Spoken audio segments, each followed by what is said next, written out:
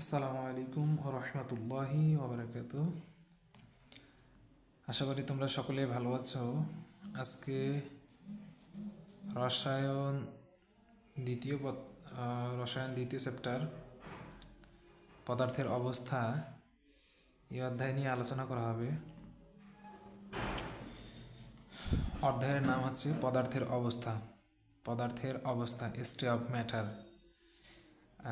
পদার্থের অবস্থা শুরুতে আমরা আমাদের একটা সবচেয়ে সহজ ডেফিনেশন, যে পদার্থ কাকে বলে।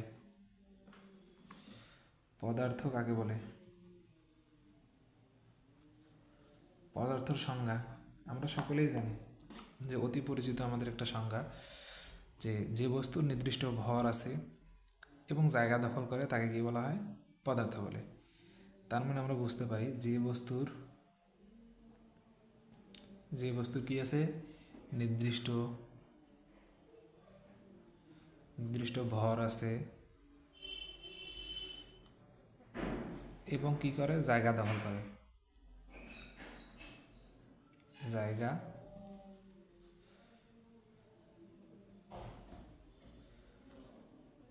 দখল করে। তাকে কি বলা হয়? পদার্থ বলে। যেমন আমরা পদার্থ ধরে নেই যে বস্তুর নির্দিষ্ট ভর আছে। যেমন এই কলমটার একটা ভর আছে, অবশ্যই আমরা এই কলমের একটা ভর আছে। এটা যে আমি এক জায়গায় রাখি, এটা একটা জায়গা দখল করে রাখি। যেমন এই সম্পূর্ণ জায়গাটায় এই কলমটা এই জায়গা জুড়ে আছে, মানে এই জায়গাটা দখল করেছে। তার মানে এইটাকে আমরা একটা বলবো পদার্থ বলবো। পদার্থের বিভিন্ন ধরনের অবস্থা আছে, আমরা সকলেই জানি, 6-7 পড়ছি, যে পদার্থের 3টে অবস্থা আছে। পদার্থের অবস্থা কয়টা? পদার্থের 3টে অবস্থা আছে। পদার্থের 3টি অবস্থা আছে।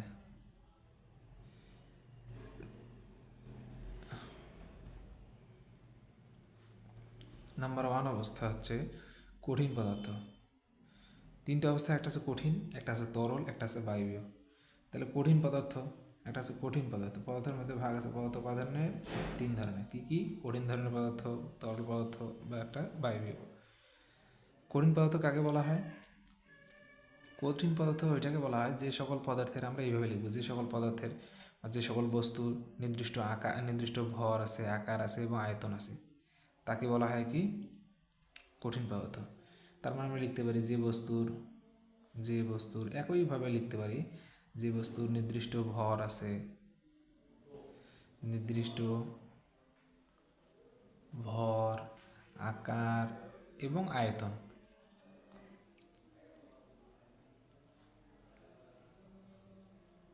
আছে, তাকে আমরা বলবো কি? কঠিন পদার্থ বলবো তাকে। এই যে কঠিন পদার্থ বলে, আমি আর লিখলাম না। যেমন উদাহরণ হিসেবে দিতে পারো, যেমন আমরা যে একটা লবণের একটা দানা, মানে সোডিয়াম ক্লোরাইড, এটা জানি, এইটা একটা দানা, এটা একটা সোডিয়াম ক্লোরাইড, এটা লবণের একটা দানা মনে করো, এটা লবণের দানা। এইটা একটা লবণের দানার একটা নির্দিষ্ট ভর আছে, এই দানাটা কতটুকু ওজন, এটা একটা আকার আছে। কীরকম? আমরা লবণটার দানা দিছি যে একটা আয়তকারের মতো, একটা বা বর্গ আকারের মতো, এরকম লবণের দানা এগুলা। এর একটা যেমন ভর আছে, এর একটা আকার আছে, আবার এর একটা আয়তনও আছে, তাই না? এইটাকে বলা হয় কঠিন পদার্থ। এগুলো খুব সহজ সংজ্ঞা। তারপর তরল পদার্থ কোনটাকে বলা হয়? যে পদার্থের কি আছে, এখানে কী কী জিনিস থাকবে? নির্দিষ্ট ভর থাকবে এবং আয়তন থাকবে, কোনো কিন্তু নির্দিষ্ট আকার থাকবে না। তরল পদার্থের কি কোনো আকার থাকে? আকার অবশ্যই থাকে না। আমরা জানি, সহজ একটা উদাহরণ, এখানে কি নাই? আকার নাই। কি নাই? আকার নেই। বাকি সবগুলো এই কঠিন পদার্থের মতোই, মানে যে বস্তুর নির্দিষ্ট ভর আছে এবং আয়তন আছে কিন্তু আকার নেই, তাকে কি বলা হয়? তরল পদার্থ। যেমন তরল পদার্থ আমরা সবচেয়ে সহজ একটা উদাহরণ দিয়ে যাই, যেমন পানি। মানে কি? H2O। এই পানির কি নেই? আকার নেই, এর একটা ভরও আছে, এর একটা আয়তনও আছে, কিন্তু এর আছে কি নাই? একটা আকার নেই। বায়বীয় পদার্থ বলতে কী আছে? গ্যাসীয় পদার্থ যেটাকে বলি, ওইটাই আছে বায়বীয় পদার্থ। যে পদার্থের কী আছে? নির্দিষ্ট কী আছে? ভর আছে, কিন্তু আকারও নাই, আয়তনও নাই। যখন যেখানে রাখি তখন সেরকম আকার ধারণ করে, এটা আছে। তার মানে কি নাই? আকার ও আয়তন দুইটিই নেই। আকার ও আয়তন, তোমরা সংজ্ঞাগুলো নিজেরাই লিখে নিবা, আমি জাস্ট কোনগুলো নেই সেগুলো লিখে দিচ্ছি। আকার নেই, তার মানে তরল পদার্থের কী নেই? আকার নেই। বায়বীয় পদার্থের কী নেই? আকারও নেই, আয়তনও নেই, জাস্ট শুধুমাত্র ভর আছে। এটাকে আমরা কি বলবো? বায়বীয় পদার্থ বলবো। তাহলে এটাকে আমরা বায়বীয় পদার্থ যেমন আছে, যেমন কি বায়বীয় পদার্থ যেমন কি, যেমন আছে একটা কার্বন ডাইঅক্সাইড গ্যাস। এই কার্বন ডাইঅক্সাইড গ্যাসটা বা অক্সিজেন গ্যাস বা নাইট্রোজেন গ্যাস বা হাইড্রোজেন গ্যাস এক্সেট্রা, যে এই গ্যাসগুলার কোনো আকার নাই এবং আয়তন নেই। এগুলো দেখতে কেমন বা কীরকম, এগুলোর কোনো আকার নেই, আয়তনও নেই। আমরা ফিক্সড কোনো আয়তন নেই। এটা আয়তন যে পাত্রে নেব, আমরা যদি 10 কেজি ভরের একটা 10 কেজি সিলিন্ডার নেই, সিলিন্ডারে রাখি কার্বন ডাইঅক্সাইড, তখন এটার আয়তন হবে 10 কেজি। যদি একটা 1 লিটার বোতলে রাখি, তখন এটা কার্বন ডাইঅক্সাইড আয়তন হবে 1 লিটার। এটার আয়তন ফিক্সড না, যেটা আয়তন নেই, নির্দিষ্ট কোনো আয়তন নেই, আকারও নেই, বাট এটার ভর আছে। এটাকে বলবো আমরা বায়বীয় পদার্থ। আশা করি বুঝতে পেরেছ। এখন আসা যাক, আমরা যদি এই 3টা পদার্থের তুলনা করি, কঠিন, তরল ও বায়বীয়, এই 3টা পদার্থের যদি তুলনা করতে বলে, মানে পার্থক্য খুঁজে বের করতে বলে, তুলনা কোনটা পদার্থ কীরকম, তখন আমরা কী করবো? শুরুতেই সংজ্ঞা দিব। কী দিব? সংজ্ঞা। শুরুতেই সংজ্ঞা, এখানেও সংজ্ঞা দিব, এখানেও সংজ্ঞা দিব। সংজ্ঞা দিলাম, দেওয়ার পরে এখন কী করবো? এখানে 2 নম্বর দিব। 2 নম্বরে কী দিব? এদের মধ্যে দেখো কঠিন পদার্থ কীরকম থাকে, যেমন বরফ, উদাহরণ থাকবে বরফ হিসেবে। বরফ, দেখো আমরা এখানে একটা জিনিস খেয়াল রাখতে হবে, পদার্থ অনেক ক্ষুদ্র ক্ষুদ্র কণা, ক্ষুদ্র ক্ষুদ্র কণিকা দ্বারা গঠিত। এই যে ক্ষুদ্র ক্ষুদ্র কণা দ্বারা যে পদার্থটা গঠিত, একটা বরফ কি শুধুমাত্র শুধুমাত্র পানির একটা অণু নিয়ে গঠিত? একটা বরফ গঠিত হয়, একটা বরফখণ্ড, মনে করো এটা একটা বরফখণ্ড, এই বরফখণ্ডতে অসংখ্য পানির অণু আছে, অসংখ্য কী আছে? পানির অণু আছে। এই পানি অণু এখানে একটা আছে, এখানে একটা আছে, এখানে একটা আছে, এখানে একটা আছে, এখানে একটা আছে, এত কাছাকাছি পানির অণুগুলো থাকে, এত কাছাকাছি, তাদের আন্তঃ আণবিক, যেটাকে আমরা বলি আন্তঃ আণবিক শক্তি, আন্তঃ আণবিক, আন্তঃ আণবিক শক্তি, আন্তঃ আণবিক আকর্ষণ। আন্তঃ আণবিক বলতে কী বোঝায়? আন্তঃ বলতে আছে নিজ, নিজের, নিজেদের মধ্যে আণবিক, যাদের ভর, নিজেদের মধ্যে যে তাদের একটা আকর্ষণ থাকে। পানির অণু এখানে একটা, মনে করো এখানে একটা পানির অণু আছে, এখানে একটা পানির অণু আছে,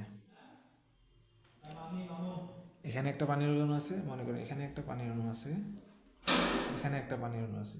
এই দুইটার আকর্ষণ শক্তি বেশি হবে, নাকি এখানে একটা পানির অণু আছে, এখানে একটা পানির অণু আছে, কোনটার আকর্ষণ শক্তি বেশি হবে? কোনটা বেশি টানাটানি করবে? কোনটা বেশি স্থায়িত্ব? এইটার সাথে এটা যত কাছাকাছি থাকবে, সেটার আন্তঃআণবিক আকর্ষণ শক্তি সবচেয়ে বেশি। যত দূরে যাবে তত আণবিক আকর্ষণ শক্তি মানে দূরে সরে যাবে। তাহলে মানে আমাদের কঠিন পদার্থের ক্ষেত্রে আন্তঃআণবিক আকর্ষণ বেশি, আর তরল পদার্থের ক্ষেত্রে আন্তঃআণবিক আকর্ষণ কী হবে? মধ্যম, মধ্যম লেভেলের, মানে আছে কী হবে? মিডিয়াম ক্যাটাগরি, মানে এটার তুলনায় একটু কম হবে। তারপরে এখানে আন্তঃআণবিক শক্তি বা আন্তঃআণবিক আকর্ষণ একদম কম। এই জন্য পদার্থগুলো অনেক দূরে দূরে, এখানে একটা যদি থাকে, এখানে একটা থাকবে। আর এখানে যদি পদার্থগুলো খুব কাছাকাছি থাকে, এখানে থাকবে একটু দূরে, তারপর এটা আছে আরও দূরে, তাদের আন্তঃ আকর্ষণ শক্তি অনেক কম, আন্তঃআণবিক শক্তি অনেক বেশি। এই কণাগুলো অনেক কাছাকাছি থাকে, এর ফলে এটা কঠিন পদার্থ ধরে। তারপরে এখানে যখন একটু দূরে সরে যায় আন্তঃআণবিক কণাগুলো, যে এই কণাগুলো, অণুর কণাগুলো যদি দূরে সরে যায়, তাহলে তাদের মধ্যে আন্তঃআণবিক আকর্ষণ শক্তি একটু কমে যায়, এর ফলে তরল হয়। আর খুব দূরে যাইলে সেটা আছে বায়বীয় বা গ্যাসীয় হয়। এর মধ্যে কী হবে? আন্তঃআণবিক দূরত্ব, আন্তঃআণবিক দূরত্ব। এখন দেখো আন্তঃআণবিক দূরত্ব বলতে কী বোঝায়? আন্তঃআণবিক দূরত্ব বলতে কি, নিজের যে মৌলগুলো আছে, এই মৌলগুলোর দূরত্ব দেখো তো, এখানে এইখানে দূরত্বগুলো অনেক কম না? তাহলে এখানে আন্তঃআণবিক দূরত্ব কম। আমি অপোজিট সাইডে লিখতেছি,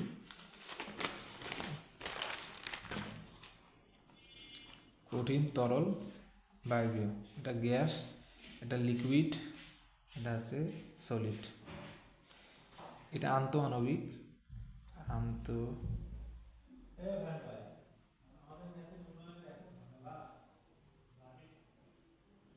দূরত্ব কী থাকবে? কম থাকবে, অনেক কাছাকাছি থাকবে, এর ফলে এটা আন্তঃআণবিক আকর্ষণ শক্তি অনেক বেশি থাকবে, এর ফলে এগুলা কঠিন পদার্থে পরিণত হয়। আর এদের আন্তঃনবিক দূরত্ব যখন দুইটা মৌল খুব কাছাকাছি থাকবে, তখন খুবই কাছাকাছি থাকবে, তখন তাদের আন্তঃনবিক দূরত্ব অবশ্যই কম হবে। এটা আছে তার দূরত্ব, এই ফাঁকাটুকু হচ্ছে তার দূরত্ব। তার মানে এটা আন্তরিক দূরত্ব অনেক কম থাকবে। যখন তরল হবে তখন তাদের আন্তঃনবিক আকর্ষণটা অনেক মধ্যম ক্যাটাগরি হবে, তার মানে তাদের দূরত্ব একটু বেড়ে যাবে। তার মানে এখানে বলতে পারি আমরা মধ্যম, তাদের আন্তঃনবিক দূরত্ব হচ্ছে মধ্যম। আর এখানে আন্তঃনবিক দূরত্ব একেবারেই কী আছে, বেশি, অনেক বেশি। আন্তঃনবিক দূরত্ব অনেক বেশি না, তাদের যখন আছে দুইটা মূল অনেক দূরে থাকবে, একটা মূল এখানে, এখানে মূল এখানে, তাদের আন্তঃনবিক আকর্ষণও কম, প্লাস তাদের দূরত্ব বেশি। আকর্ষণ কম, এখানে একটা মূল যদি থাকে, এখানে একটা মূল থাকে, তাদের আকর্ষণ কম, দূরত্ব বেশি। এখানে একটা মূল আছে, এখানে মূল একটা মূল আছে, তার আকর্ষণও মধ্যম, দূরত্ব মধ্যম। এখানে একটা মূল আছে, এখানে একটা মূল আছে, তাদের আকর্ষণও বেশি, আন্তঃনবিক দূরত্ব কী আছে, কম। এই হচ্ছে পার্থক্য, ডিফারেন্টগুলো একটু মনে রাখতে হবে। তার মানে আমরা এখানে বলতে পারি এটা যে একটা প্রবাহ চিত্র আঁকি, তাহলে কীরকম চিত্রটা দেখা যাবে, কঠিন থেকে তরল হয়, তরল থেকে আবার বায়বীয় করা সম্ভব। আমি যদি কঠিন করি, কঠিন কঠিন থেকে কী করা যায়, তরলে পরিণত করা যায়। কঠিন থেকে কী করা যায়, তরলে পরিণত করা যায়। তাপ প্রয়োগ করলে কী হয়, তরল হয়। যেমন বরফ, বরফকে তাপ দিলে কী হয়, তরলে পরিণত হয়। আবার তরলকে তাপ দিলে কী হয়, বাষ্পে পরিণত হয়। বাষ্পে পরিণত হয় না? মানে এই বাষ্পকে যদি আমি ঠান্ডা করি, জাস্ট একটা অ্যাকোয়ামের মধ্যে রাখি, রাখার পর বাষ্পকে যদি আমি ঠান্ডা করি, তাহলে সেটা কী হবে, আবার এটা কি গ্যাসে পরিণত হয়, আবার লিকুইডেই পরিণত হবে ঠান্ডা করলে। এইটা যে ঠান্ডা, এই নিচেরটা আছে ঠান্ডা, আর এটা হচ্ছে তাপ। মনে করো এটা তাপ দিলাম, তাপ দিলে হচ্ছে তরল, বরফকে তাপ দিলে হচ্ছে তরলে পরিণত হবে। কঠিন, বরফ মানে কি, কঠিন পদার্থ। তার মানে কঠিনকে তাপ দিলে তরলে পরিণত হবে, তরলকে তাপ দিলে বাষ্পে পরিণত হবে। বাষ্পকে যদি ঠান্ডা করি তাহলে তরলে পরিণত হবে। আবার তরলকে যদি আমি ঠান্ডা করি তাহলে কিসে পরিণত হবে, বরফে, কঠিনে পরিণত হবে বা বরফে পরিণত। যেমন পানির উদাহরণ, এটা হচ্ছে পানির উদাহরণ। পানির, যেমন আমরা ফ্রিজে পানি রাখি, রাখি না, ফ্রিজে পানি রাখি, ফ্রিজে যদি কিছু বাষ্প রাখা হয়, বাষ্প বলতে কী বোঝায়, যখন হচ্ছে তোমার দেখা যায় যে ফ্রিজের দেখবা গায়ে, ফ্রিজের গায়ে কিছু কিছু জিনিস বরফ আটকিয়ে লেগে থাকে, ওটা কোনগুলো লেগে থাকে, বাষ্পগুলোই লেগে থাকে। বাষ্পগুলো তরলে পরিণত হয়, তরল থেকে আবার ওখানে কঠিনে পরিণত হয়ে যায়। এখন আসা যাক দ্বিতীয় টপিক আছে পদার্থের গতিতত্ত্ব। পদার্থের গতিতত্ত্বটা কি, পদার্থের গতিতত্ত্ব হচ্ছে, এরপরে আসা যাক যে পদার্থের গতিতত্ত্ব, পদার্থের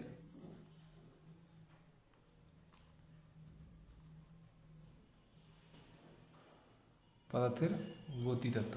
পদার্থের গতিতত্ত্বটা কি, এখন আমরা অনেকেই জানি, আমরা অনেক বিষয়ে জানি যে পদার্থের মধ্যে, আমরা কিছুক্ষণ আগে বললাম যে পদার্থের মধ্যে একটা কী থাকে, আন্তঃকণা বা আন্তঃআণবিক আকর্ষণ শক্তি থাকে।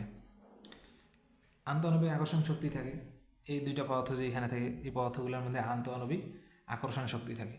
এই আন্তঃআণবিক আকর্ষণ শক্তি এবং কণাগুলোর মধ্যে যে গতিশক্তি থাকে, এখন গতিশক্তি কীভাবে জিনিসটা বুঝলাম, গতিশক্তি আমাদের ফিজিক্সে আছে, পরবর্তীতে আরও জানবে বিস্তারভাবে। আচ্ছা গতিশক্তি, এই যে কণাগুলা, কণাগুলো কি সবসময় স্থির থাকে না, কণাগুলো সবসময় কী থাকে, চলন্ত থাকে, মুভ করে সবসময়, নড়াচড়া করে, কম্পন। যখন এখানে এটাকে তাপ দেবে আরও বেশি কম্পিত হবে, যখন তারা একে কম্পিত হবে তখন তারা হচ্ছে কি ছুটাছুটি করবে, এদিকে যাবে, এদিকে যাবে, এদিকে যাবে, কণাগুলো তখন ছড়িয়ে ছিটিয়ে যাবে। যখন কণাগুলো ছড়িয়ে ছিটিয়ে যাবে তখন কী হবে, কণাগুলোর মধ্যে একটা বেগ তৈরি হবে। এই কণার একটা ভর আছে না, প্রতিটি কণারে একটা একটা ভর আছে, এবং এটা যদি একটা বেগে স্পিডে যায় তখন তাদের একটা বেগ পাওয়া যাবে। খুব দৌড়াদৌড়ি এদিক ওদিক ছোটাছুটি করলে তাদের একটা বেগ পাওয়া যাবে। এই যে ভর বেগ পাওয়া যাবে, এখান থেকে গতিশক্তি পাওয়া যাবে। ফিজিক্সে এই জিনিসটা আরও বিস্তারভাবে পড়ানো হবে, যে গতিশক্তি থাকবে। এই কণার একটা আকর্ষণ শক্তি আছে, আন্তঃআণবিক আকর্ষণ শক্তি আছে, এবং কণাগুলোর মধ্যে একটা গতিশক্তি আছে। এই দুইটা জিনিস দিয়ে পদার্থের কি করা যায়, এই যে কঠিন তরল এবং গ্যাসীয়, কঠিন তরল এবং গ্যাসীয়, এই কঠিন তরল গ্যাসীয় তিনটা অবস্থাকে যে ব্যাখ্যা করা যায়, এইটাকে বলা হয়, এই যে ব্যাখ্যা করার প্রক্রিয়াটাকে বলা হয়, এই যে তত্ত্ব দেওয়া হয় এই তত্ত্বটাকে বলা হয় কণার গতিতত্ত্ব বলে। তার মানে আমরা লিখে ফেলি, তাহলে আমরা কণার গতিতত্ত্বটা কী আছে, কণার গতিতত্ত্ব কোনটাকে বলা হয়, তাহলে আমরা লিখতে পারি যে আন্তঃকণা, আন্তঃকণা শক্তি, আন্তঃকণা আকর্ষণ শক্তি। তার মানে অবভিয়াসলি লিখতে পারি আন্তঃকণা আকর্ষণ শক্তি এবং গতিশক্তি দিয়ে কণাগুলোর এবং কণাগুলো যে কণাগুলো আছে ওই কণাগুলোর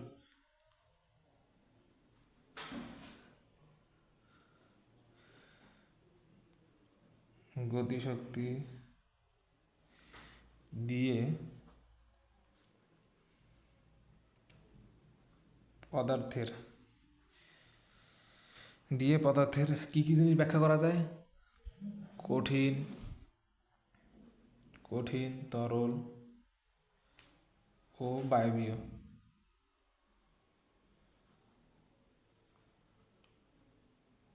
অবস্থা কি করা যায়? ব্যাখ্যা করা যায়।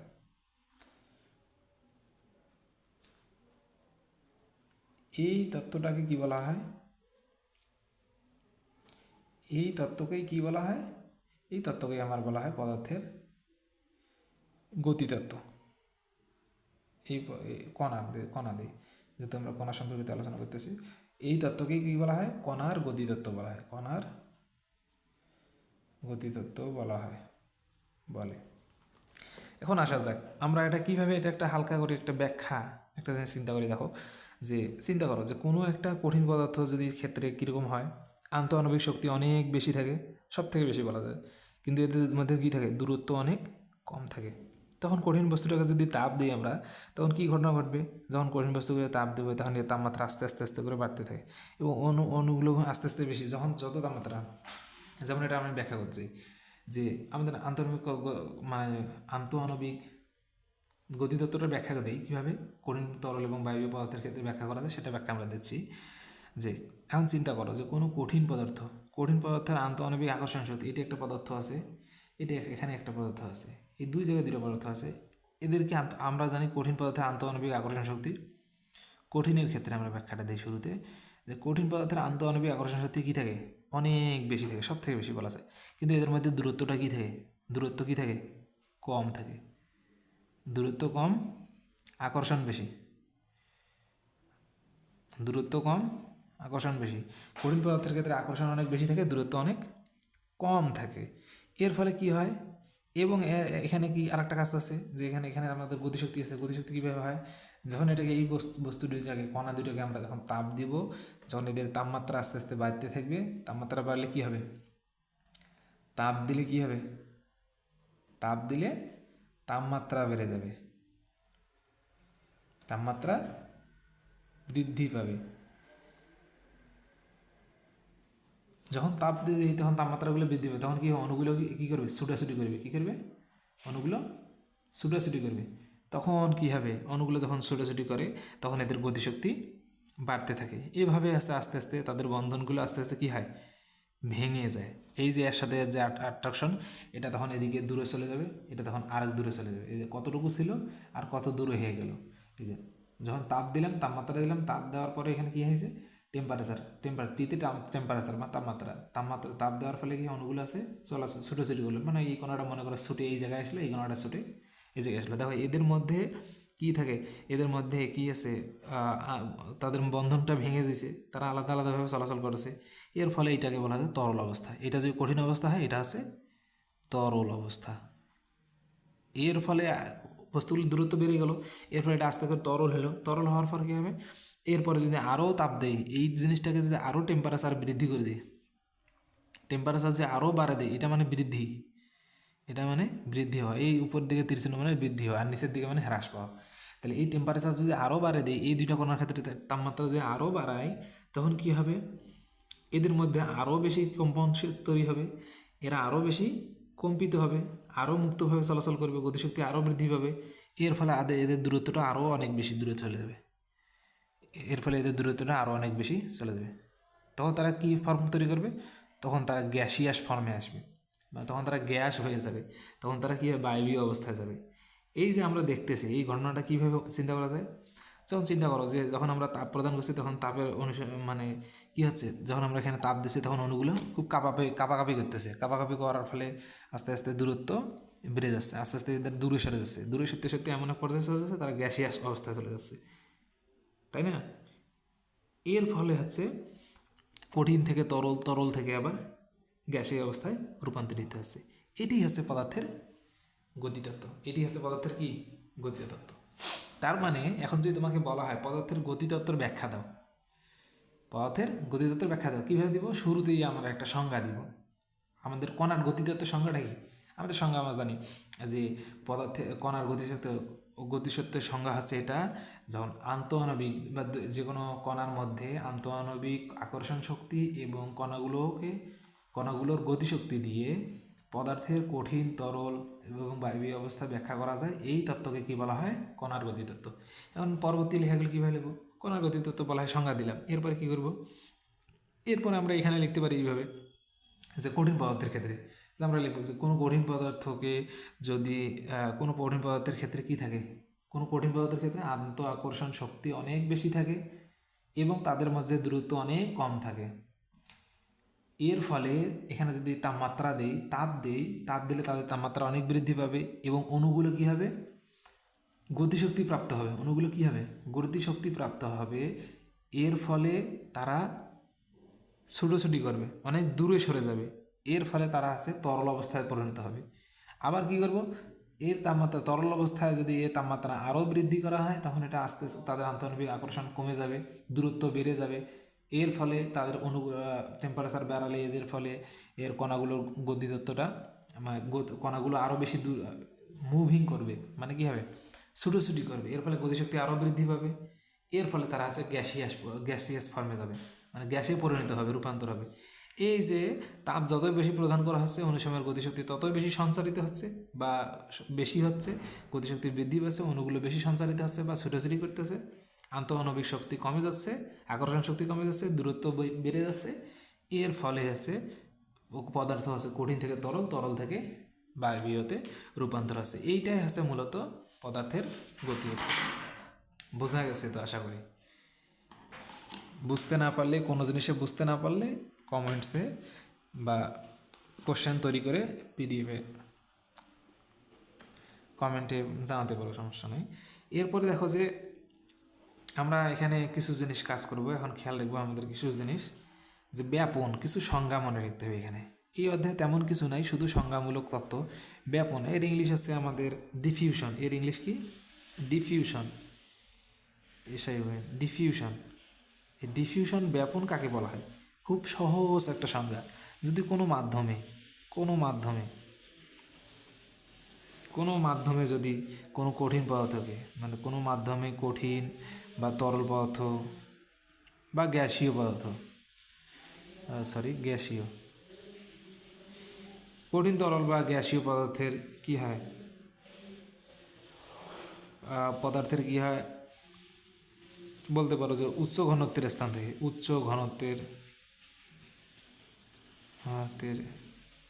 থেকে নিম্ন ঘনত্বের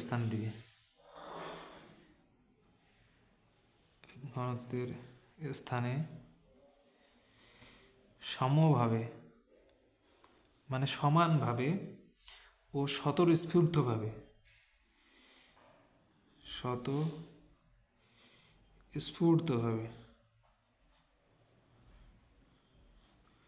ছড়িয়ে পড়াকে কি বলা হয়? ব্যাপন বলে। এই সংজ্ঞাটাকে আমরা আরও খুব ইজিলিভাবে লিখতে পারি। কীভাবে লিখতে পারি? কোনো মাধ্যমে কঠিন, তরল, গ্যাসীয় পদার্থকে স্বতঃস্ফূর্ত বা সমানভাবে ছড়িয়ে পড়াকে ব্যাপন বলে। আমরা উচ্চ ঘনত্বের স্থান, নিম্ন ঘনত্বের স্থান নাও দেই, কোনো সমস্যা নেই, বাট দিলাম। সৌন্দর্য, যত বেশি এটাকে সাজাতে পারবো তত বেশি টিচাররা আকর্ষিত হবে এবং টিচাররা খুব ভালো মার্ক দেবেন। কিন্তু ভুল হবে না যে কোনো পদার্থের কঠিন, তরল ও গ্যাসীয় পদার্থের স্বতঃস্ফূর্ত বা সমানভাবে ছড়িয়ে পড়াকেই ব্যাপন বলা হয়। এইটা সংজ্ঞা দিলেও কোনো সমস্যা নেই। এখন এখানে সংজ্ঞাটা বুঝতে হবে। সায়েন্স মানে প্রতিটা ওয়ার্ড বুঝতে হবে। এখানে কি বলছে? তাইলে হচ্ছে সায়েন্স মজা। এখানে বলছে কোনো মাধ্যমে, যে কোনো মাধ্যম হতে পারে, কোনো কঠিন পদার্থ হতে পারে, কোনো তরল পদার্থ হতে পারে বা কোনো গ্যাসীয় পদার্থ হতে পারে। এই পদার্থগুলোকে আমার উচ্চ ঘনত্বের স্থান থেকে নিম্ন ঘনত্বের স্থান। এখন উচ্চ ঘনত্বের স্থান বলতে, নিম্ন ঘনত্বের স্থান বলতে কি বোঝায়? এই জিনিসটা মনে আছে খুবই কঠিন, কিন্তু বাট কোনো কঠিন না। এখানে বিষয়টা খুব ইজি। দেখো, এখানে মনে করো এখানে একটা আতরের বক্স আছে। কি আছে? একটা আতর। এটা আছে আতরের প্যাকেট। আর এটা আছে আমার রুম। এটা আছে আমার রুম। এই রুমের মধ্যে এই আতরের বক্সটা আমি কি করলাম, খুলে রাখলাম। এই আতরের বক্সটা এটা ঢাকনা দিয়ে লাগা আছে, মনে করো এটা ঢাকনা দিয়ে লাগা আছে, কিন্তু এই আতরের বক্সটা আমি এখানে খুলে রাখলাম। ঘরের মধ্যে আমার কোনো আতর ছিল না। এই আতরটা ছিল কোথায়? আতরটা আছে আমার এই যে কি এটাকে বলবো, এটাকে একটা প্যাকেটের মধ্যে বা একটা শিশির মধ্যে, একটা শিশির মধ্যে এই আতরটা আমার ভেতরে আছে। তাহলে এখানে সবচেয়ে বেশি আতরটা এই টোটাল সম্পূর্ণ এত জায়গায় জুড়ে আছে, এই জন্য এর ঘনত্ব অনেক বেশি, তাই না? এর ঘনত্ব অনেক বেশি। কিন্তু আমার একটা বড় ঘর, একটা রুমে কোনো আতরের কোনো ঘ্রাণ নেই, ওখানে কিছুই নেই। এখন চিন্তা করো, এই আতরের ঢাকনাটুকু যদি আমি খুলে রাখি তখন কি হবে? তখন অনায়াসে সেই আতরের ঘ্রাণটুকু আস্তে আস্তে আস্তে করে সম্পূর্ণ সম্পূর্ণ ঘরটাকে সুঘ্রাণ করে তুলবে, সম্পূর্ণ ঘরটা সুঘ্রাণে ভরে উঠবে। দেখো, তাহলে এটা বোঝা গেল যে উচ্চ ঘনত্বের স্থান থেকে নিম্ন ঘনত্বের স্থান। এখন উচ্চ ঘনত্ব কোনটা? উচ্চ ঘনত্ব আছে এটার মধ্যে, পাত্রের মধ্যে যে একটা আবদ্ধ আছে, এই আতরগুলো আবদ্ধ আছে, এটা হচ্ছে উচ্চ ঘনত্ব, কারণ এখানে খুব কাছাকাছি আছে ছোট একটা শিশির মধ্যে। আর ঘরটা আছে নিম্ন স্থান, এটা হচ্ছে উচ্চ ঘনত্বের স্থান, এটা হচ্ছে নিম্ন ঘনত্ব। কারণ এখানে আতরের কোনো ঘনত্ব নেই, আতরে নেই, রুমের মধ্যে কোনো আতরে নেই, তার মানে এখানে নিম্ন ঘনত্ব।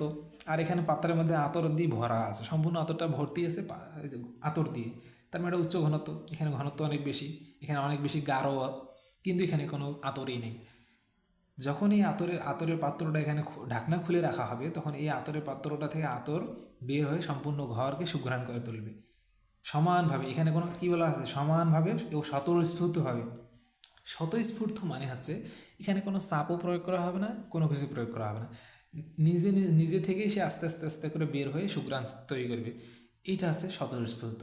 এই স্বতঃস্ফূর্তভাবে কোনো শক্তি, কোনো বল, কোনো প্রয়োগ করা ছাড়াই সে আতরটা ঢাকনা খুলে রাখলেই সে অটোমেটিকলি ঘরটাকে সুঘ্রাণ করে দেবে। এই ছড়িয়ে পড়ার প্রক্রিয়াটাকে বলা হয় কি? বেপন। আশা করি বুঝতে পেরেছ। এরপর আসা যাক যে নিঃসরণ।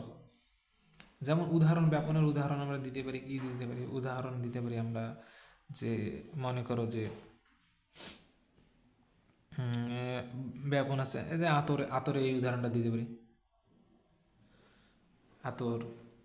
বা দিতে পারো আরও অনেক কিছু, যেমন হচ্ছে পানিতে, যেমন কি নীলের, যেমন পানিতে কি নীল রং দেয়, পানিতে পানিতে কি দেয়? নীল।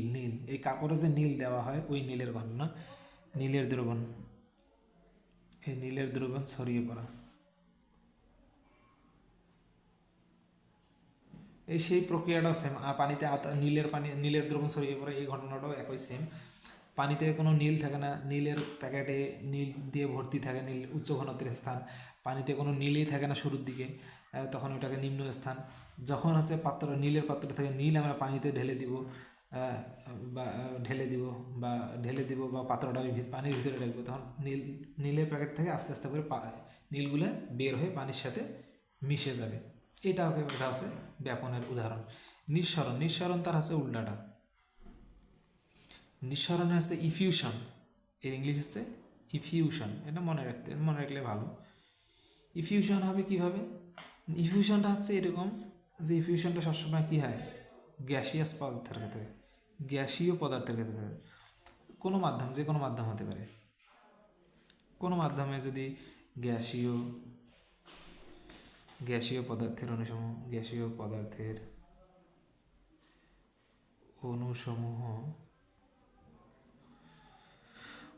কি করে? উচ্চ চাপের স্থান থেকে নিম্ন চাপের স্থানে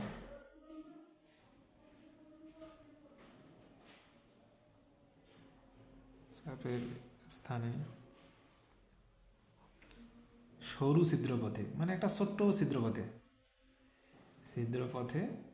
সজোরে, কি হতে হবে? সজোরে ছড়িয়ে পড়াকে কি বলা হয়? ছড়িয়ে পড়ার প্রক্রিয়াটাকে বলা হয় মূলত নিঃসরণ বলে।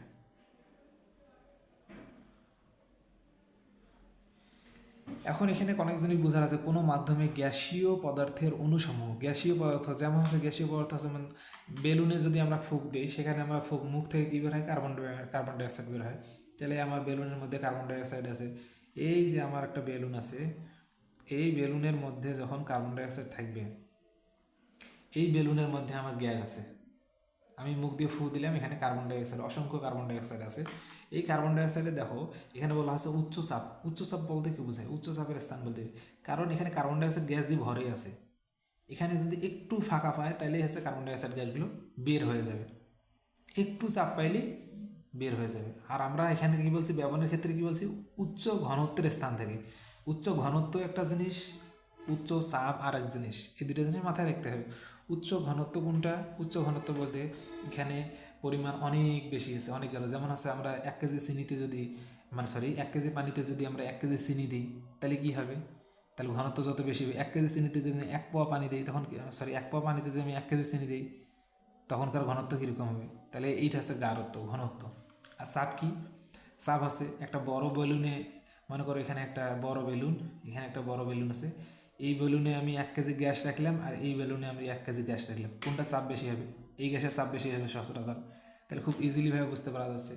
তার মানে বোঝা গেল উচ্চ চাপের স্থান থেকে নিম্ন চাপের স্থান, মানে এখানে উচ্চ চাপ আছে, আর আশেপাশে মনে করো এটা একটা, এটা ঘর, এটা একটা ঘর, এটা আছে ঘর, এই ঘরে কোনো গ্যাসই নেই, তাহলে এই ঘরে আছে উচ্চচাপ আছে, বাতাস আছে, এখানে উচ্চচাপ, এখানে কোনো বাতাসে নেই, তার মানে এটা নিম্নচাপ।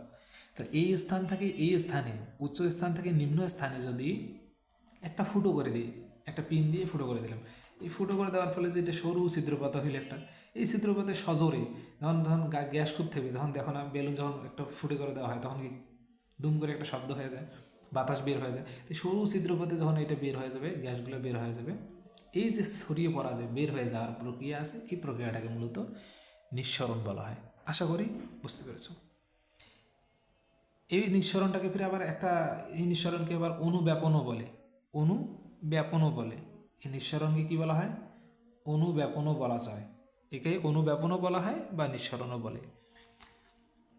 এর উদাহরণ কি হতে পারে? এর উদাহরণ হতে পারে যে, উদাহরণ হতে পারে কি হতে পারে উদাহরণ, যে বেলুন গ্যাসপূর্ণ বেলুন,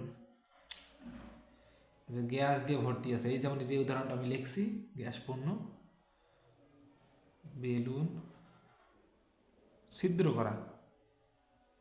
এখন এটা বুঝাইলাম গ্যাসপূর্ণ বেলুন ছিদ্র করলে কি হয়, উচ্চ চাপের স্থান থেকে নিম্ন চাপের স্থানে ছড়িয়ে পড়ে, এই ছড়িয়ে পড়ার প্রক্রিয়াটাকে বলা হয় কি?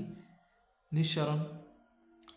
আশা করি বুঝতে পেরেছো। তারপর কি করা হয়, হঠাৎ যখন গাড়ির কি হয়, চাকা ফেটে যায়, যেমন গাড়ির চাকা যেমন খুব বেশি পরিমাণ গাড়িতে পাম্প দেওয়া হলে, বাতাস দেওয়া হলে, রোদে গরমের সময় ঠাস করে একটা শব্দ হয়, টায়ার পাংচার হয়ে যায়, সেটাও হতে পারে।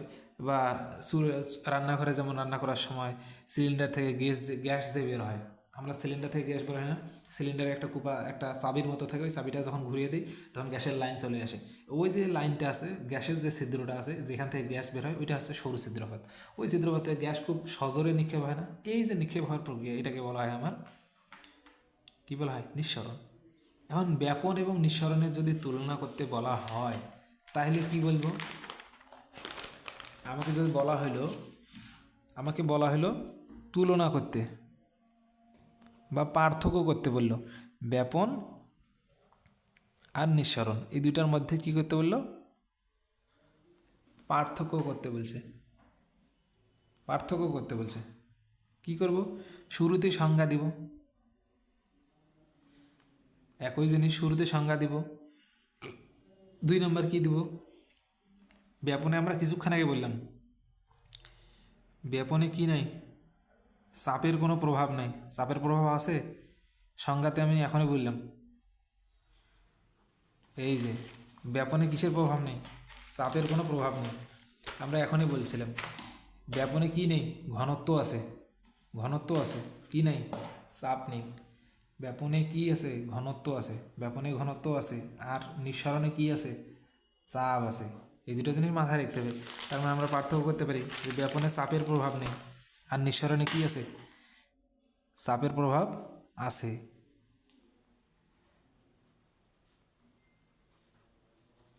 নিঃসরণ কি আছে? চাপের প্রভাব আছে। বোঝা গেছে তো নাকি? তারপরে কি আছে, এখানে কি হয়, নিঃসরণে প্রথমে নিঃসরণ হয়, তারপর কি হয়, ব্যাপন হয়। নিঃসরণটা আগে হয় না ব্যাপন আগে হয়, বলো? নিঃসরণ আগে হয়, ব্যাপন। এটা খুব সহজ, যে ব্যাপন একটা ধীর প্রক্রিয়া। এটা কি প্রক্রিয়া? ধীর প্রক্রিয়া। কারণ এখানে খুব ধীরে ধীরে হয় না, যখন আছে পাত্রের মুখ খোলা হয় বা আতরের পাত্রের মুখ খোলা থাকে, তখন আস্তে আস্তে আস্তে করে বের হয়, সম্পূর্ণ ঘর ছড়িয়ে পড়ে। এটা একটা ধীর প্রক্রিয়া। আর নিঃসরণ হচ্ছে একটা দ্রুত প্রক্রিয়া। যখন আমরা বেলুন থেকে কী করি, ফুটো করে দিই, ছিদ্র করে দিই, তখন বেলুন সজোরে বাতাস বের হয়ে আসে না? এটা হচ্ছে একটা দ্রুত প্রক্রিয়া, এটা আছে ধীর প্রক্রিয়া। আর এখানে আরেকটা খুব গুরুত্বপূর্ণ আছে, যে এটা হচ্ছে কীভাবে স্বতঃস্ফূর্তভাবে হয়। কী হয়? স্বতঃস্ফূর্তভাবে হয়, স্ফূর্তভাবে ঘটে। এটা কি ঘটে? স্বতঃস্ফূর্তভাবে ঘটে। আর এটা কীভাবে? চাপ প্রয়োগ করতে হয়, চাপের প্রভাবে ঘটে। এখানে চাপ প্রয়োগ করতে হয়। আমরা কি প্রভাবে ঘটে, চাপের প্রভাবে ঘটে। দেখো, আমরা ব্যাপনের ক্ষেত্রে কী করছি? কোনো চাপ প্রয়োগ করছি, বল প্রয়োগ করছি? কিছুই করিনি। কিন্তু নিঃসরণের ক্ষেত্রে আমাদের চাপ প্রয়োগ করতে হয়েছে, কারণ আমাদের গ্যাসটাকে একটা ফুটো দিতে হয়েছে, ফুটো করতে হয়েছে, তখন সেটা বের হয়েছে। এই যে চাপ প্রয়োগ করতে হয়েছে নিঃসরণের ক্ষেত্রে। তাহলে আশা করি বুঝতে পেরেছ। এর পরবর্তীতে আসা যাক, যে এর পরবর্তী টপিকস হচ্ছে আমাদের, এর পরবর্তী টপিকস হচ্ছে ভৌত পরিবর্তন। পরিবর্তন সম্পর্কিত। পরিবর্তন দুই ধরনের আছে, একটা হচ্ছে ভৌত পরিবর্তন, একটা হচ্ছে রাসায়নিক পরিবর্তন। ভৌত পরিবর্তন কাকে বলা হয়? শারীরিক যে পরিবর্তন, এই শারীরিক পরিবর্তন যেটা হয়, এটা হচ্ছে ভৌত পরিবর্তন। ভৌত পরিবর্তন কাকে বলা হয়? খুব সহজ সংজ্ঞা, মানে যে পরিবর্তনের ফলে একটা পদার্থ আছে, এই পদার্থের বাইরের অবস্থাটা, পদার্থ দেখতে যেমন আছে, ওই পদার্থটার বাইরে যে অবস্থাটা আছে, ওই অবস্থাটা পরিবর্তন হয়। অর্থাৎ এটাকে আমরা বলতে পারি যে একটা পদার্থ আছে, কি হয়, যেমন আমরা খুব সহজে বলতে পারি, যেমন কি বলতে পারি, মোম সবচেয়ে সহজ উদাহরণ। মোমকে যদি আমরা তাপ দেই, গলে যাবে, গলে গিয়ে কী থাকবে? মোমেই তো হয়। মোম যখন গলানো হয়, তখন দেখবে মোমের মতো ওই রকম যে শক্ত কঠিন থাকে, কঠিন থেকে আস্তে আস্তে গলতে গলতে তরল হয়ে যায়, তাই না? তাহলে এই যে মোমের অবস্থাটা, তার মানে একটা সংজ্ঞা আমি কি লিখতে পারি? যে পরিবর্তনের ফলে, যে পরিবর্তনের ফলে কি হয়? পদার্থের, আমরা সব কিছু পদার্থ নিয়ে কাজ করছি, পদার্থের শুধু কি হয়? শুধু বাহ্যিক যে অবস্থাটা, মানে বাইরের যে অবস্থাটা, বাহ্যিক অবস্থার পরিবর্তন হয়।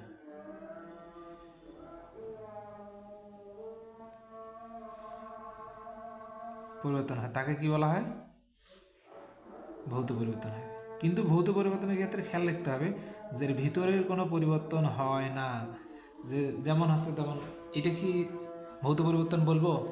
যেমন মনে করো যে কাগজ বা পেপারকে যখন আমি পুড়লে ছাই হয়ে যাবে, এটা কি ভৌত পরিবর্তন? না, ভৌত পরিবর্তন না। কারণ পেপারকে পুড়লে পেপারে যদি হইতো, তাহলে এটাকে আমরা বলতাম ভৌত পরিবর্তন। কারণ এর আকারের যে একটা অবস্থা আছে, যে দেখতে কেমন, সেটা তেমনই থাকতে হবে। কিন্তু এর ভিতরের যে অবস্থা আছে, ভিতরের অবস্থার কোনো পরিবর্তন হবে না। যেমন মোমকে যদি আমি গলাই, তাপ দেই, তাহলে হচ্ছে মোমে থাকে, কঠিন থাকে। কঠিন মোমকে গলাইলে তরল হয়, আবার তরলকে কঠিনই হয়। তার মানে মোমের একটা যে পরিবর্তন, এই পরিবর্তনটা ভৌত পরিবর্তন। মোমে থাকে, মোমকে তাপ দিলে মোমেই হয়, গলে গলে মোমেই থাকে, এটা কোনো পরিবর্তন হয় না। মানে আকারে কোনো পরিবর্তন হয় না, বাইরের কোনো পরিবর্তন হয় না, অভ্যন্তরীণ অবস্থার পরিবর্তন হয় না। মানে আকারের পরিবর্তন হয়, মানে বাহ্যিক অবস্থার পরিবর্তন হয়, বাহ্যিক অবস্থার পরিবর্তন হয়, যে পরিবর্তন হলে পদার্থের শুধু বাহ্যিক অবস্থার পরিবর্তন হয়, তাকে বলা হয় ভৌত পরিবর্তন। কিন্তু অভ্যন্তরীণ যে পরিবর্তন, সেই পরিবর্তনটা হবে না। মোমকে গলাইলাম, আবার মোমেই হইল, একটা হয়েছে কঠিন, তরল হয়ে গেছে। এই যে তার অবস্থানটা হয়েছিল, শুরুতে ছিল মোম কঠিন ছিল, কিন্তু হয়ে গেছে কি? তরল। এই যে তাদের আকারটা পরিবর্তন হয়েছে, কিন্তু মোম তো মোমেই আছে, তাই না? এর অভ্যন্তরীণ যে আছে, অভ্যন্তরীণটা পরিবর্তন হয় না, মোম মোমেই আছে। কিন্তু দেখো কাগজকে, ছিল কাগজ হয়ে গেছে ছাই, পরিবর্তন হয়েছে। কাগজ কি আর কাগজ আছে? নাই, কাগজ নাই, কাগজটা ছাই হয়ে গেছে, হয়ে গেছে পরিবর্তন। মোম মোমে আছে, বাট মোম কঠিন মোম ছিল, তরলে পরিণত হয়েছে। খুব ইজি একটা বিষয়। রাসায়নিক পরিবর্তন তার উল্টা।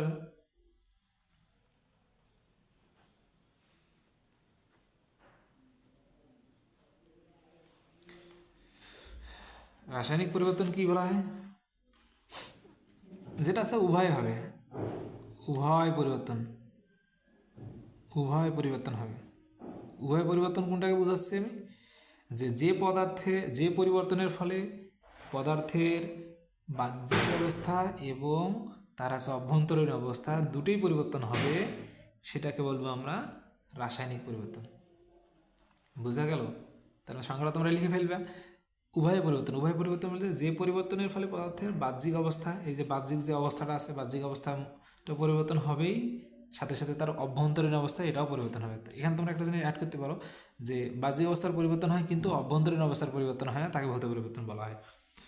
যেমন এখানে আমরা যুক্ত দেই, মোমকে ঠান্ডা করলে, মোম তরল, সরি,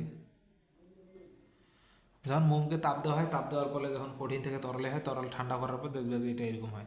আর যখন মোমকে যখন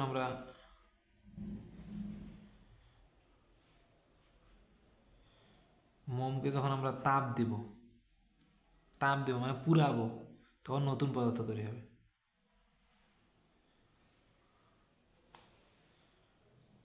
হবে। কি হবে? নতুন একটা পদার্থ তৈরি হবে, তাপ হবে, আলো হবে। নতুন পদার্থ কী কী? আলো পাবো, মোমকে জ্বালাইলে আলো হয় না, কার্বন ডাইঅক্সাইড পাবো। তারপর কি পাবো? একটা পানি পাবো, পানি পাবো না? মোমকে তাপ দিলে কিন্তু পানি পাওয়া যায়, গলতে গলতে পানির মতো অবস্থা থাকে। মোমের তরলে একটা প্রশ্নও থাকে, একটা সহজ এমসিকিউ, মোমের গলনে হচ্ছে তাইলে তোমার ভৌত পরিবর্তন, আর জ্বলনে হচ্ছে রাসায়নিক পরিবর্তন। এই জিনিসটা লেখা রাখতে হবে, খুবই ইম্পর্টেন্ট। এই জিনিসটা খুবই ইম্পর্টেন্ট। মোমের গলনে ভৌত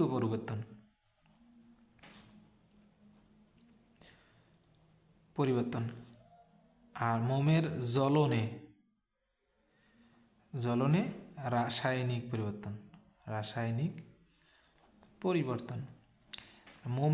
মোমটাকে যদি আমি গলাইয়ে ঠান্ডা করলে সেটা আছে ভৌত পরিবর্তন হবে, আর মোমকে যদি আমি জ্বালাই তাহলে সেটা আছে রাসায়নিক পরিবর্তন হবে।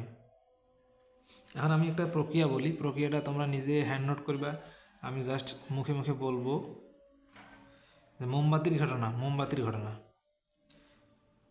মোমবাতির জ্বলন আর আছে মোমের অবস্থা, জ্বলন ও মোমের অবস্থা সম্পর্কে কি ঘটে এখানে আসলে, এই ঘটনাটা বলবো। যে মোমটা কী রকম, মোমটা মোমটা হচ্ছে তোমার হাইড্রোকার্বনের মিশ্রণ, হাইড্রোজেন এবং কার্বনের সংমিশ্রণে মোম তৈরি হয়েছে। এই যে মোমের মধ্যে কি থাকে, একটা মাঝখান দিয়ে একটা সুতা থাকে না, এই সুতাটাকে যখন আগুন ধরানো হয়, এই সুতার চারদিকে কী থাকে, এই যে মনে করো এটা একটা মোম, মোম, এই যে মোমের এখানে একটা সুতা আছে, এই সুতাটাকে যখন আমরা আগুন ধরিয়ে দিব, তো এই যে সুতার এই জায়গাগুলোতে অনেকগুলো কার্বন হাইড্রোজেন আছে, অনেকগুলো কী থাকে, হাইড্রোকার্বন থাকে। এই হাইড্রোকার্বন থাকে কারণ মোমটা হচ্ছে একটা যৌগ। মোমটা তৈরি হয় কী দ্বারা? মোমটা তৈরি হয় বিভিন্ন ধরনের বিভিন্ন হাইড্রোকার্বনের সংমিশ্রণই হচ্ছে মোমটা তৈরি হয়। মোমের মধ্যে একটা সুতাতে থাকে, এই সুতাটাকে যখন আমরা আগুন দেবো, তাপ মনে করো আগুন ধরাই দিলাম, এই তাপ দেওয়ার ফলে কি হলো, কী হবে, মোমের মধ্যে যে কার্বন এবং হাইড্রোজেন আছে, এই অণুগুলো কী হবে, আস্তে আস্তে গলতে শুরু করবে। এই অণুগুলো গলতে গলতে আস্তে আস্তে করে এই দিকে বেয়ে পড়বে, নিচের দিকে কী হবে, এই দিকে নিচে তরলে পরিণত হবে, আস্তে আস্তে তরলে পরিণত হবে না? এই তরল মোম যেগুলো আছে, এই মনগুলোতে আগুনের তাপে যে প্রথমে যে বাষ্পে পরিণত হয়েছে, আগুনের তাপে কী হয়েছে, প্রথমে একটা বাষ্প পরিণত হয় না, দেখবে যে ধোঁয়ার মতো কিছু বের হয় না, গ্যাসের মতো। অর্থাৎ এই যে বাষ্পীয় যে অবস্থাটা আছে, অক্সিজেনের সাথে কী করে, বিক্রিয়া তৈরি করে। এই যে মোম থেকে আগুন জ্বালালাম, এখান থেকে হালকা সাদা সাদা ধোঁয়া বের হয়, এই ধোঁয়াটা অক্সিজেনের সাথে, এই ধোঁয়াটা আবার কী করে, অক্সিজেনের সাথে বিক্রিয়া করে, বিক্রিয়া করে সেখানে কার্বন ডাইঅক্সাইড তৈরি করে, জলীয় বাষ্প তৈরি করে, আলো এবং তাপ উৎপন্ন করে। আমার কথা কি বোঝা গেছে? তোমরা বাড়িতে প্র্যাকটিস করতে দেখতে পারো, বাড়িতে তোমরা কি করতে পারো, প্র্যাকটিস করতে পারো। এই যে মোম জ্বালাইলাম, এই যে কী করলাম, মোম জ্বালাইলাম, বাড়িতে দেখবা আসলে এই ঘটনাটা কি হয় কি না। এই মোম জ্বালাইলাম, মোম জ্বলতেছে, মোমের উপরে একটা দেখবা যে মোমটা যখন নিভিয়ে দিবা, মোমটা যখন নিভিয়ে দিবা দেখবা যে মোমের উপর দিকটা ধোঁয়া বের হইতেছে, ধোঁয়া বের হইতেছে, অনেক দূর উপরে উঠে ধোঁয়া উঠতেছে। ধোঁয়াটা যখন উড়বে তখন তুমি গ্যাস লাইট দিয়ে ধোঁয়াটাতে আগুন ধরে দিবা, ধোঁয়াটাতে যখন গ্যাস লাইটে আগুন দিবে তখন ওই ধোঁয়াটার মধ্যে আগুন তৈরি হয়ে যাবে, আগুন ধরবে, ওই আগুনটা আবার তখন এই মোমের ভিতরে আসবে। এটা একটা ম্যাজিক, তুমি এক প্রকার ম্যাজিকই বলতে পারো। তুমি বাসায় একটা কাজ করবা যে মোমবাতির সুতোটা আছে, সুতোতে শুরুতে আগুন ধরে নিবা, ধরার পরে আগুনটা নিভিয়ে দিবা মোমবাতি, পরে যে আগুনটা থেকে যখন পরে যে একটা ধোঁয়া বের হয় ওই ধোঁয়াতে আগুন লাগিয়ে দিবা, দেখবে যে মোমে আগুন লাগছে, আগুন ধরছে মোমের সুতাতে। বোঝা গেছে? তার মানে এটা এরকমভাবে বলতে পারি যে মনে করো এটা মোম, এটা মোম, এই যে মোমের এখানে আগুন ধরে দিলাম সুতায়, এই সুতাটাতে যখন আগুন ধরে দিলাম তারপরে সুতাটা নিভিয়ে দিলাম, নিভিয়ে দেওয়ার পরে কী হয়েছে, মনে করো এখান থেকে ধোঁয়া বের হচ্ছে, এই যে মনে করো এই কুপাটা, এই যে ঢাকনাটা আছে কলমের, এটা ধোঁয়া, এই ধোঁয়াটা বের হয়ে যাচ্ছে, আস্তে আস্তে যাচ্ছে, তুমি গ্যাস লাইট দিয়ে এই ধোঁয়াটাতে এইখানে আগুন ধরে দিবা, এই ধোঁয়াটা এত দূরে উঠছে, এইখানে আগুন ধরে দিবা, দেখবা যে তোমার সুতাতে আগুন ধরছে। এটা একটা ম্যাজিক, এক বলতে পারো যে ম্যাজিক, কিন্তু ম্যাজিক আসলে না। এই যে ধোঁয়াটা আছে, এই মোমের যে বাষ্পীয় যে ধোঁয়াটা আছে, এটা অক্সিজেনের সাথে বিক্রিয়া করে, অক্সিজেন থাকে বাইরে, অক্সিজেন থাকে, অক্সিজেনের সাথে বিক্রিয়া করে এখানে কী কী জিনিস উৎপন্ন করে, কার্বন ডাইঅক্সাইড তৈরি করে, পানি তৈরি করে, জলীয় বাষ্প তৈরি করে, আলো তৈরি করে, তাপ উৎপন্ন করে। তারপরে মোমের কী হয়, আস্তে আস্তে মোমটা ঠান্ডা হয়, যখন আবার নিবানো হয় তো এই তরলটা কি আস্তে আস্তে ঠান্ডা হয়, মোমের যেই মোমটা আছে এই তরলটা গলে গেল, এই গলা মোমটা আস্তে আস্তে কী হয়, ঠান্ডা হয়, ঠান্ডা হলে আবার কঠিন হয় না, কঠিন হলে আবার এই মোমের সাদা অংশের মতো এটাও সাদা হয় না, সাদা হয়, এই সাদা অংশে পরিণত হয়। এই ঘটনাটা কীভাবে হয়, এই তাপের যে প্রভাব, এই প্রভাবের কারণে কঠিন, তরল এবং গ্যাস, এই তিনটে অবস্থায় অস্তিত্ব পাওয়া যায় মোমের। আশা করি বুঝতে পেরেছ। এরপরে আসা যাক যে গলন, গলন কাকে বলা হয়, মেল্টিং, মেল্ট মানে হচ্ছে গলন, যে মেল্টিং পয়েন্ট, মেল্টিং বোঝাই, গলনাঙ্ক। একটা যে গলন, গলন কাকে বলা হয়, সহজ কোশ্চেন, গলন খুব সহজ, সবাই বলতে পারে যে তাপ দিলে যদি সেটা গলে যায়, কঠিন থেকে তরল হয়, সেটাকে বলবো গলন। এটা এই লেখার কোনো আছে, লিখতে হবে, তাপ যদি দেই আমি, তাপ দিলে কঠিন কী হয়ে যাবে, তোমরা নিজেরাই লিখবা, কঠিন কী হবে, তরলে পরিণত হবে। তাপ দিলে কঠিন পদার্থ, আমি বলতেছি যে তাপ প্রয়োগে কোনো কঠিন পদার্থকে তাপ প্রয়োগ করলে কঠিন অবস্থা থেকে তরলে পরিণত হয়, এই প্রক্রিয়াটাকে কী বলা হয়, গলন বলা হয়। গলনাঙ্ক কাকে বলা হয়, পরীক্ষা আসে 1 মার্কের কোশ্চেন, যে গলনাঙ্ক কাকে বলা হয়, যে গলনাঙ্কটা বইয়ের সংখ্যা রাখলে ডিরেক্টলি হুবহু মুখস্থ করে নিবা, কিন্তু বুঝে বুঝে যে এক বায়ুমণ্ডলীয় চাপে যে তাপমাত্রায় কোনো কঠিন পদার্থকে তরলে পরিণত হয়, সেই তাপমাত্রায় উক্ত কঠিন পদার্থের গলনাঙ্ক বলে। খুব সহজ একটা জিনিস খেয়াল রাখবে, গলনাঙ্ক কাকে বলা হয়।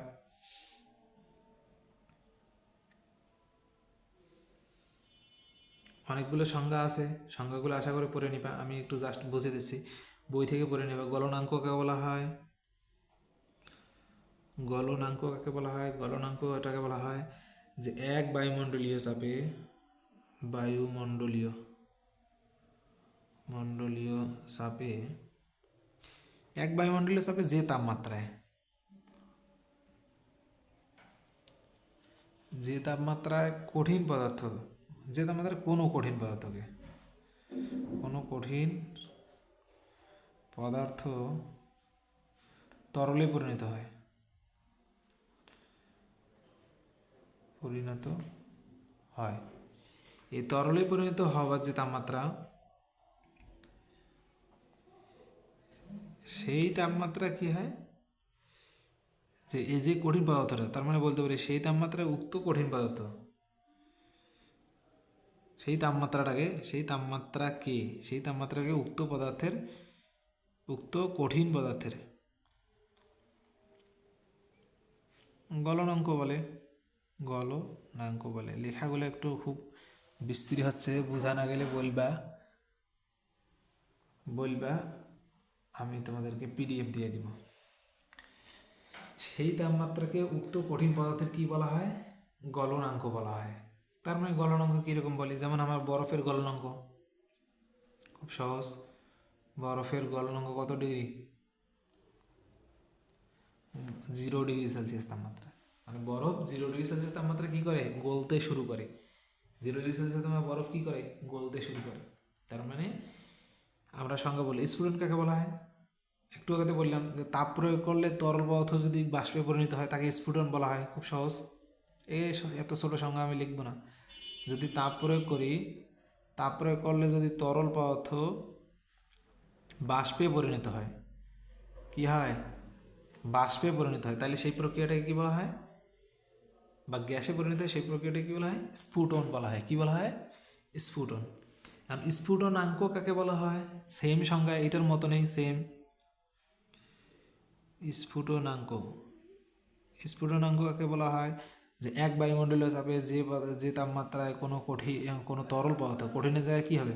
জাস্ট চেঞ্জ হবে। এটা কঠিন পদার্থ জায়গায় আছে, কী হবে এখন?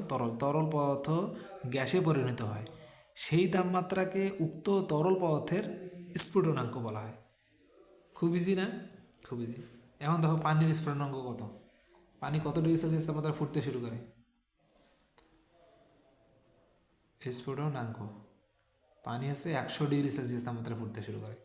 যখন আমরা ভাত রান্না করি, ভাত রান্নার সময় পানি এই যে ফুটতে শুরু করে না, চালগুলা উপর নিচ করে আস্তে আস্তে বাষ্প দ্বারা তৈরি হয়। এই যে তখন কত ডিগ্রি সেলসিয়াস তাপমাত্রা পানিটা ফুটতে শুরু করে? 100 ডিগ্রি সেলসিয়াস তাপমাত্রা শুরু করে। তারপরে হচ্ছে অনেকগুলো টপিকস আছে, শত বাষ্পীভবন, তারপরে বাষ্পীভবনের লেখচিত্র আছে। লেখচিত্রটা সামনের দিনে দেখে নিবা, খুব সহজ। না বুঝলে আমাকে বলবা। এই সংজ্ঞা দুটোর মধ্যে লেখচিত্র নিহিত। বাষ্পীভবন, ঘনীভবন, পাতন, ঊর্ধ্বপাতন, এগুলো মুখস্থ করে নেবে। এগুলো সংজ্ঞা, জাস্ট সংজ্ঞা। এই জিনিসগুলো মুখস্থ করে নিবা। এই চ্যাপ্টার অল অ্যাবাউট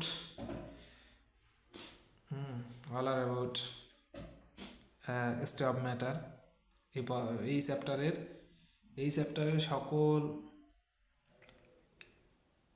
চ্যাপ্টারের সকল কিছু এই যে এক ক্লাসে শেষ। এই চ্যাপ্টারে যত কিছু আছে, এই যে যা কিছু আমি লেখাইলাম, যা কিছু বললাম, সব কিছুই নোট করবা।